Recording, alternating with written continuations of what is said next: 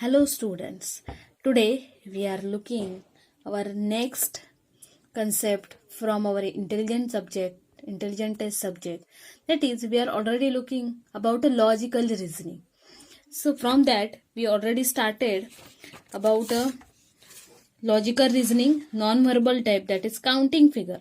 How to count a figure like a triangle, quadrilateral, angle, line segment present in the given figure. From that we already learn how to count the number of segment present in that, then how to count angle, then how many triangles are present in given figure. Then we are learning how to find out the quadrilaterals from the given figure.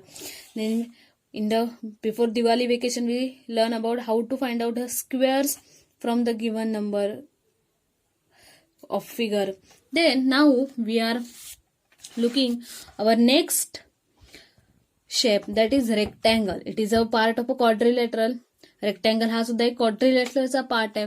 जर एक rectangle दिलेला असेल तर त्या rectangle मध्ये किती rectangle small rectangle present आहेत किंवा एखाद्या रेक्टँगल मध्ये किती स्मॉल स्क्वेअर प्रेझेंट आहेत, कारण स्क्वेअर हा सुद्धा एक रेक्टँगल आहे.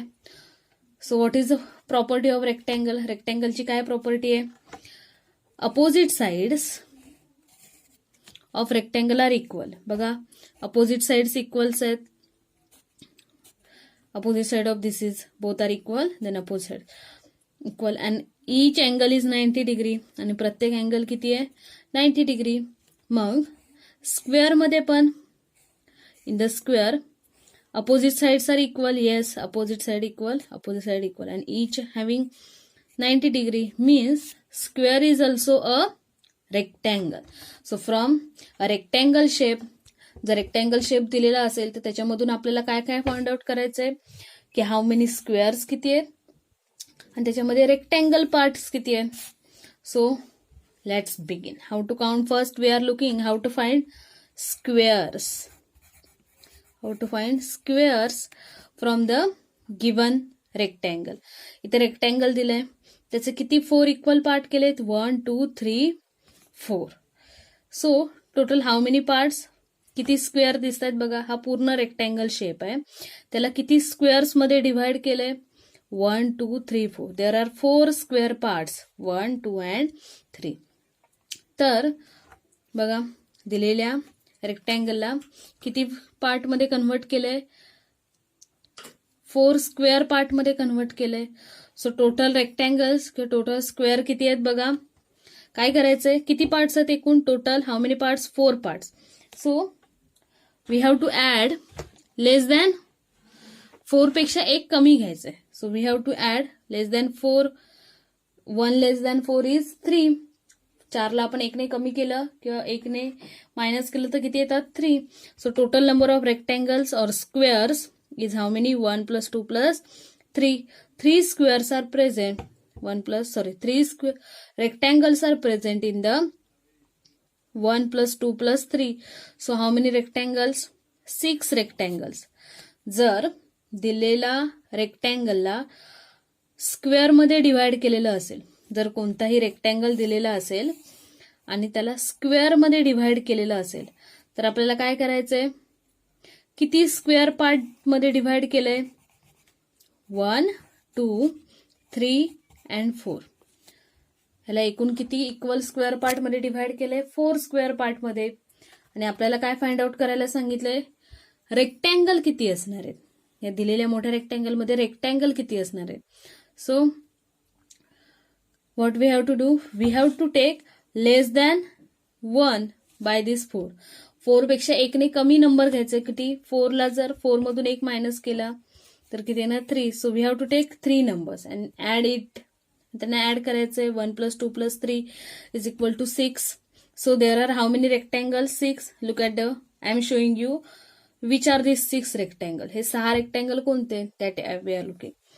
दिस by 1 and 2 together it is a first rectangle. Then 2 and 3 together it is a second rectangle. Then 3 and 4 together it is third rectangle. आता बघा आपले किती रेक्टँगल झाले? 3 झालेत.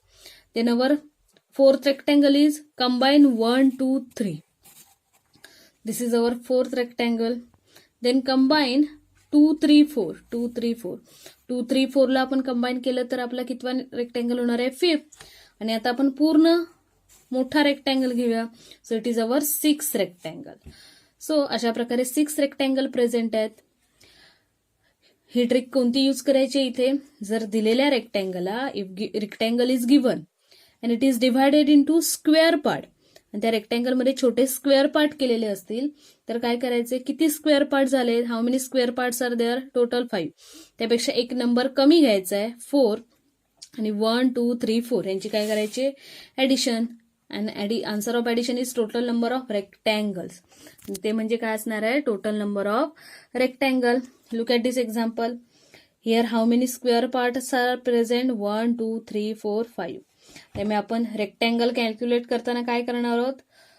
जिथे 5 स्क्वेअर पार्ट आहे त्याच्यापेक्षा एक कमी म्हणजे 4 स्क्वेअर पार्ट आणि त्यांची ऍडिशन करणार 1 + 2 + 3 + 4. So how many it is? 10. So in this way you can calculate rectangle from the given figure. Now look at this B section. आता काय केलंय बघा ह्याच्यामध्ये? in this figure a total figure is divided into small parts but all are rectangle. इथे काय केलं होतं? Small parts कसे होते? स्क्वेअर होते. पण इथे काय आहे? स्मॉल पार्ट्स काय आहेत? रेक्टँगल्स आहेत. So in this type of example we have to add all these number 1, 2, 3, 4, 5. So total number is 15. जर दिलेल्या रेक्टँगलला स्मॉल पार्टमध्ये डिव्हाइड केलं असेल आणि जे स्मॉलर पार्ट्स आहेत ते पण काय असणार आहेत? रेक्टँगल असतील तर काय करायचं तुम्हाला? या प्रत्येक पार्टची addition 1 + 2 + 3 + 4 + 5. So total how many it is? 15. बघा इथे एक्झाम्पल सेकंड दिले. ह्याच्यामध्ये काय केलंय? रेक्टँगलला 4 इक्वल पार्टमध्ये डिव्हाइड केलंय आणि प्रत्येक पार्ट पण स्वतः कोण आहे? रेक्टँगल. सो टोटल रेक्टँगल्स किती येणार आहेत? या सर्व नंबरची addition 1 + 2 + 3 + 4 is 10. So in this way you can calculate a rectangle from the given figure. Now we are looking at next. आता इथे सिंगल एकच हॉरिझॉन्टल पट्टी होती.